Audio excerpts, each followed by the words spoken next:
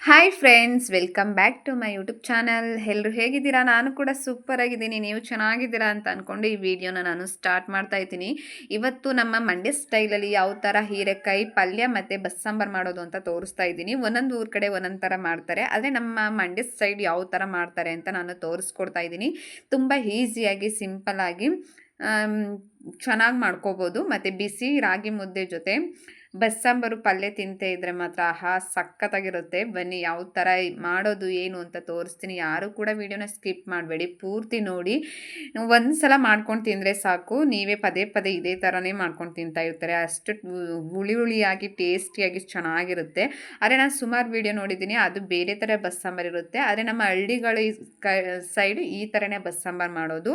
ಬಸ್ಸಾಂಬಾರು ಅನ್ನೋದು ನಾನಾ ಥರ ಇರುತ್ತೆ, ಆದರೆ ನಾನು ಇವತ್ತು ಹೀರೆಕಾಯಿ ಮತ್ತು ಕಡಲೆಬೇಳೆ ಎರಡನ್ನೂ ಕೂಡ ಯೂಸ್ ಮಾಡಿಕೊಂಡು ನಾನು ಬಸ್ಸಾಂಬಾರು ಮಾಡ್ತಾಯಿದ್ದೀನಿ. ತುಂಬ ಚೆನ್ನಾಗಿರುತ್ತೆ. ನೀವು ಒಂದ್ಸಲ ಮಾಡ್ಕೊಂಡು ತಿನ್ನಿ. ಹೇಗೆ ಏನು ಅಂತ ಹೇಳ್ಕೊಡ್ತೀನಿ. ಬನ್ನಿ ಕೊನೆವರೆಗೂ ವಿಡಿಯೋನ ಸ್ಕಿಪ್ ಮಾಡದೆ ನೋಡಿ. ಇವಾಗ ನಾನು ಕೂಡ ವಿಡಿಯೋನ ಸ್ಟಾರ್ಟ್ ಮಾಡ್ತಾಯಿದ್ದೀನಿ. ಅದಕ್ಕೆ ಏನೇನು ಬೇಕು ಫಸ್ಟು ಅಂತ ತೋರಿಸ್ತೀನಿ. ಫಸ್ಟ್ ನಾನು ಕಡಲೆಬೇಳೆನ ಒಂದು ಕುಕ್ಕರ್ಗೆ ಹಾಕೊಳ್ತಾ ಇದ್ದೀನಿ. ಇದು ನೆನೆಸಿಟ್ಟಿರೋ ಅಂಥ ಕಡಲೆಬೇಳೆ. ನೀವು ಬೆಳಗ್ಗೆ ಮಾಡಬೇಕು ಅಂದರೆ ಸಂಜೆ ನೆನೆಸಿ ಇಟ್ಕೋಬೇಕು. ಸಂಜೆ ಮಾಡ್ತೀವಿ ಅಂದಾಗ ಬೆಳಗ್ಗೆ ನೆನೆಸಿ ಇಟ್ಕೋಬೇಕು.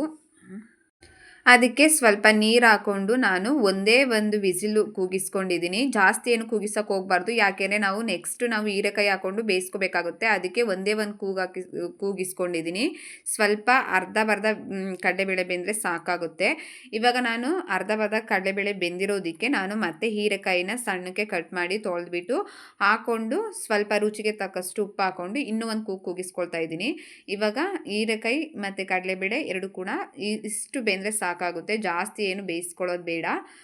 ಕಡಲೆಬೇಳೆ ಒಂದು ಸಲ ಕೂಗಿಸ್ಕೊಂಡಿದೆ, ಮತ್ತು ಅದೇ ಕಡಲೆಬೇಳೆಗೆ ಹೀರೆಕಾಯಿ ಹಾಕ್ಕೊಂಡು ಒಂದು ಸಲ ರುಚಿಗೆ ತಕ್ಕಷ್ಟು ಉಪ್ಪು ಹಾಕಿಸ್ಕೊಂಡು ಅದನ್ನು ಕೂಡ ಕೂಗಿಸ್ಕೊಂಡಿದ್ದೀನಿ. ಇವಾಗ ನಾನು ಹೀರೆಕಾಯಿ ಮತ್ತು ಕಡಲೆಬೇಳೆ ಎರಡನ್ನೂ ಕೂಡ ಸಪ್ರೇಟ್ ಮಾಡ್ಕೊಳ್ತಾ ಇದ್ದೀನಿ. ಆ ನೀರನ್ನು ಕೂಡ ಸಪ್ರೇಟ್ ಮಾಡ್ಕೋಬೇಕು, ಮತ್ತು ಇದು ಕಡಲೆಬೇಳೆ ಮತ್ತು ಹೀರೆಕಾಯಿ ಬೇಯಿಸ್ಕೊಂಡಿದ್ದಲ್ವ ಅದನ್ನು ಕೂಡ ಇವಾಗ ಸಪ್ರೇಟ್ ಮಾಡ್ತಾಯಿದ್ದೀನಿ. ಇವಾಗ ಎರಡು ಕೂಡ ಸಪ್ರೇಟ್ ಮಾಡಿ ಇಟ್ಕೊಂಡಿದ್ದೀನಿ. ಈ ಕಡೆ ನಾವು ಸಾಂಬಾರಿಗೆ ಏನೇನು ಬೇಕು ಅಂತ ತೋರಿಸ್ತೀನಿ. ಈ ಕಡೆ ಒಂದು 3 ಟೊಮೊಟೊ ತೊಗೊಂಡಿದ್ದೀನಿ, ಮತ್ತು ಒಂದೇ ಒಂದು ಸಣ್ಣದು ಈರುಳ್ಳಿ ತೊಗೊಂಡಿದ್ದೀನಿ, ಮತ್ತು ಸ್ವಲ್ಪ ತೆಂಗಿನಕಾಯಿ ಮತ್ತು ಸ್ವಲ್ಪ ಹುಣಸೆಹಣ್ಣು ಹಾಕ್ಕೊಂಡಿದ್ದೀನಿ. ಬಸ್ಸಾಂಬಾರು ಅಂದರೆ ಹುಳಿ ಹುಳಿಯಾಗಿ ಇದ್ದರೆ ಚೆನ್ನಾಗಿರುತ್ತೆ. ಅದಕ್ಕೆ ಹುಣಸೆಹಣ್ಣು ಮತ್ತು ಟೊಮೊಟೊ ಎರಡೂ ಕೂಡ ಹಾಕ್ಕೋಬೇಕು ಬಸ್ಸಾಂಬಾರಿಗೆ. ನಾನು 3 ಟೊಮೊಟೊ, ಸ್ವಲ್ಪ ಹುಣಸೆಹಣ್ಣು, ಕಾಯಿ ಮತ್ತು ಒಂದೇ ಒಂದು ದಪ್ಪ ಸೈಜ್ದು ಈರುಳ್ಳಿಲಿ ಅರ್ಧ ಪೀಸದಷ್ಟು ಹಾಕ್ಕೊಳ್ತಾ ಇದ್ದೀನಿ. ಇವಾಗ ಇದನ್ನು ಪೇಸ್ಟ್ ಮಾಡ್ಕೋಬೇಕು. ಇವಾಗ ಪೇಸ್ಟ್ ಮಾಡ್ಕೊಂಡಿದ್ದೀನಿ. ಇದಕ್ಕೆ ನಾವು ಬೇಳೆ ಸಾಂಬಾರು ಪೌಡ್ರ್ ಇರುತ್ತೆ ಅಲ್ವಾ, ಅದನ್ನು ನಿಮಗೆ ಖಾರ ಯಾವ ಥರ ಇರುತ್ತೆ ಆ ಥರ ನೀವು ಹಾಕ್ಕೋಬೇಕು. ನಾನಿಲ್ಲಿ 2 ಟೇಬಲ್ ಸ್ಪೂನಷ್ಟು ಹಾಕ್ಕೊಳ್ತಾ ಇದ್ದೀನಿ. ನಮ್ಮ ಮನೆ ಖಾರದ ಪುಡಿ ತುಂಬ ಖಾರ ಇದೆ, ಅದಕ್ಕೋಸ್ಕರ ಅದನ್ನು ಕೂಡ ಈಗ ನಾನು ರುಬ್ಬಿ ಇಟ್ಕೊಂಡು ಬಂದಿದ್ದೀನಿ. ಇವಾಗ ನಾವು ಒಗ್ಗರಣೆ ಮಾಡ್ಕೋಬೇಕು ಸಾಂಬಾರಿಗೆ. ಈಗ ಒಂದು ಕುಕ್ಕರ್ ಇಟ್ಕೊಂಡಿದ್ದೀನಿ. ಕುಕ್ಕರ್ಗೆ ನಾನು ಸ್ವಲ್ಪ ಎಣ್ಣೆ ಹಾಕ್ಕೊಂಡು, ಎಣ್ಣೆ ಚೆನ್ನಾಗಿ ಕಾದ್ಮೇಲೆ ಸ್ವಲ್ಪ ಸಾಸಿವೆ ಮತ್ತು ಒಣಮೆಣಸಿನ್ಕಾಯಿ, ಬೆಳ್ಳುಳ್ಳಿ, ಈರುಳ್ಳಿ, ಕರ್ಬೇವಿನ ಸೊಪ್ಪು ಹಾಕ್ಕೊಂಡು ಸ್ವಲ್ಪ ಯೆಲ್ಲೋ ಕಲರ್ ಬರೋವರೆಗೂ ಕೂಡ ಈರುಳ್ಳಿನ ಚೆನ್ನಾಗಿ ಅದನ್ನು ಫ್ರೈ ಮಾಡ್ಕೋಬೇಕು. ಈಗ ಈರುಳ್ಳಿ ಎಲ್ಲ ಚೆನ್ನಾಗಿ ಫ್ರೈ ಆಗಿದೆ. ಇದಕ್ಕೆ ರುಬ್ಬಿಟ್ಕೊಂಡಿರುವಂಥ ಇದು ಹಾಕ್ಕೊಳ್ತಾ ಇದ್ದೀನಿ, ಮಸಾಲೆ ಹಾಕ್ಕೊಳ್ತಾ ಇದ್ದೀನಿ. ಹಾಕ್ಕೊಂಡು ಅದು ಸ್ವಲ್ಪ ಎಣ್ಣೆ ಬಿಡೋವರೆಗೂ ಕೂಡ ಚೆನ್ನಾಗಿ ಅದನ್ನು ಎಣ್ಣೆಲೇ ಚೆನ್ನಾಗಿ ಫ್ರೈ ಮಾಡ್ಕೋಬೇಕು.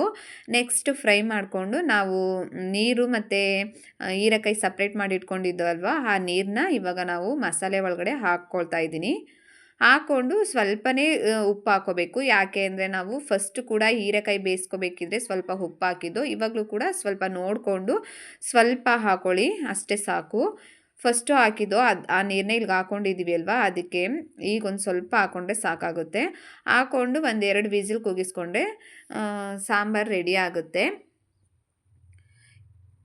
ಮತ್ತು ಈ ಕಡೆ ಇನ್ನೊಂದು ಬಾಣಲಿ ಇಟ್ಕೊಂಡು ಅದಕ್ಕೆ ಸ್ವಲ್ಪ ಎಣ್ಣೆ, ಸಾಸಿವೆ ಮತ್ತು ಖಾರಕ್ಕೆ ಎಷ್ಟು ಬೇಕೋ ಅಷ್ಟು ಹಸಿಮೆಣ್ಸಿಕಾಯಿ ಹಾಕ್ಕೊಂಡಿದ್ದೀನಿ. ಇದು ತುಂಬ ಸಣ್ಣ ಹಸಿಮೆಣ್ಸಿಕಾಯಿ ಆಗಿರೋದ್ರಿಂದ ತುಂಬ ಖಾರ ಇರುತ್ತೆ. ಅದಕ್ಕೆ ಒಂದು 4 ಹಾಕ್ಕೊಂಡಿದ್ದೀನಿ ಅಷ್ಟೇ. ಮತ್ತು ಸ್ವಲ್ಪ ಬೆಳ್ಳುಳ್ಳಿ, ಈರುಳ್ಳಿ ಮತ್ತು ಕರ್ಬೇವಿನ ಸೊಪ್ಪು ಹಾಕ್ಕೊಂಡು ಈಗ ಚೆನ್ನಾಗಿ ಈರುಳ್ಳಿನ ಕೆಂಪು ಬಣ್ಣ ಬರೋವರೆಗೂ ಕೂಡ ಚೆನ್ನಾಗಿ ಅದನ್ನು ಫ್ರೈ ಮಾಡ್ಕೋಬೇಕು. ಈರುಳ್ಳಿ ಚೆನ್ನಾಗಿ ಫ್ರೈ ಆದಮೇಲೆ ನಾವು ಬೇಯಿಸಿ ಇಟ್ಕೊಂಡಿದ್ವಲ್ಲ ಹೀರೆಕಾಯಿ, ಕಡಲೆಬೇಳೆ, ಅದನ್ನು ಕೂಡ ಇವಾಗ ಹಾಕ್ಕೊಳ್ತಾ ಇದ್ದೀನಿ. ಹಾಕ್ಕೊಂಡು ಈರುಳ್ಳಿ ಮತ್ತು ಹೀರೆಕಾಯಿನ ಚೆನ್ನಾಗಿ ಮಿಕ್ಸ್ ಮಾಡ್ಕೋಬೇಕು. ಹೀರೆಕಾಯಿಲಿ ತುಂಬ ನೀರಿನ ಅಂಶ ಎಲ್ಲ ಇರುತ್ತೆ. ಅದು ಅಲ್ಲದೆ ನಾವು ನೀರಲ್ಲಿ ಹಾಕ್ಕೊಂಡು ಬೇಯಿಸ್ಕೊಂಡಿದ್ದೀವಿ ಅಲ್ವಾ, ತುಂಬ ನೀರೆಲ್ಲ ಇರುತ್ತೆ. ಅದು ನೀರೆಲ್ಲ ಕೂಡ ಚೆನ್ನಾಗಿ ಡ್ರೈ ಆಗಬೇಕು. ಅಲ್ಲಿವರೆಗೂ ಕೂಡ ಚೆನ್ನಾಗಿ ಅದನ್ನು ನಾವು ಫ್ರೈ ಮಾಡ್ಕೋಬೇಕು. ಈಗ ನೀರೆಲ್ಲ ಚೆನ್ನಾಗಿ ಡ್ರೈ ಆಗಿದೆ, ನೀವೇ ನೋಡ್ತಾ ಇರ್ಬೋದು. ನೀರು ಸ್ವಲ್ಪನೂ ಕೂಡ ಇಲ್ಲ, ಚೆನ್ನಾಗಿ ಎಲ್ಲ ಡ್ರೈ ಆಗಿದೆ. ಇವಾಗ ನಾವು ಕೊನೆಯಲ್ಲಿ ಇದು ಹಸಿದು ತೆಂಗಿನಕಾಯಿ ಇರುತ್ತೆ ಅಲ್ವಾ, ಅದನ್ನು ತುರ್ಕೊಂಡು ಮತ್ತು ಕೊತ್ತಂಬರಿ ಸೊಪ್ಪನ್ನ ಸಣ್ಣ ಸಣ್ಣಕ್ಕೆ ಕಟ್ ಮಾಡಿಬಿಟ್ಟು ಕೊನೆಯಲ್ಲಿ ಹಾಕ್ಕೊಳ್ತಾ ಇದ್ದೀನಿ. ನೀವು ಯಾವುದೇ ರೀತಿ ಯಾವುದೇ ರೀತಿ ತರಕಾರಿ ಪಲ್ಯನೇ ಆಗಿರ್ಬೋದು ಮತ್ತು ಸೊಪ್ಪಿನ ಪಲ್ಯನೇ ಆಗಿರ್ಬೋದು, ನೀವು ಈ ಥರ ಕೊನೆಯಲ್ಲಿ ಹಸಿ ತೆಂಗಿನಕಾಯಿ ಮತ್ತು ಕೊತ್ತಂಬರಿ ಸೊಪ್ಪು ಹಾಕೊಳ್ಳೋದ್ರಿಂದ ಟೇಸ್ಟ್ ಕೂಡ ಇನ್ನೂ ಜಾಸ್ತಿ ಆಗಿರುತ್ತೆ.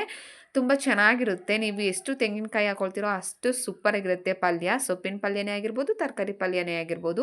ಇವಾಗ ನಾನು ಕೂಡ ಕೊತ್ತಂಬರಿ ಸೊಪ್ಪು ಮತ್ತು ತೆಂಗಿನಕಾಯಿ ತುರಿನ ನಾನು ಕೊನೆಯಲ್ಲಿ ಹಾಕ್ಕೊಂಡಿದ್ದೀನಿ. ಇವಾಗ ಪಲ್ಯ ಕೂಡ ರೆಡಿಯಾಗಿದೆ, ನೀವೇ ನೋಡ್ತಾ ಇರ್ಬೋದು ಎಷ್ಟು ಸಖತ್ತಾಗಿ ಬಂದಿದೆ ಅಂತ. ನೀವು ಒಂದ್ಸಲ ನೀವು ಈ ಥರ ಪಲ್ಯ ಮತ್ತು ಬಿಸಿ ಬಿಸಿ ಮುದ್ದೆ ಬಸ್ಸಾಂಬಾರು ಮಾಡ್ಕೊಂಡು ತಿನ್ನಿ, ಏನು ಸಖತ್ತಾಗಿರುತ್ತೆ ಗೊತ್ತಾ. ಅದು ಅಲ್ಲದೆ ಹಳ್ಳಿಗಳ ಸೈಡಲ್ಲಿ ಬಸ್ಸಾಂಬಾರು ಉಪ್ಸಾಂಬಾರು ಅಂದರೆ ತುಂಬ ಇಷ್ಟಪಟ್ಟು ತಿಂತಾರೆ. ಆಲ್ರೆಡಿ ನಾನು ಮುದ್ದೆನ ಆಗಲೇ ಮಾಡಿ ಇಟ್ಕೊಂಡಿದ್ದೆ. ಈಗ ಮುದ್ದೆ ಜೊತೆ ಬಿಸಿ ಬಿಸಿ ಬಸ್ಸಾಂಬಾರು ಹೀರೆಕಾಯಿ ಪಲ್ಯ ರೆಡಿ ಆಗಿದೆ.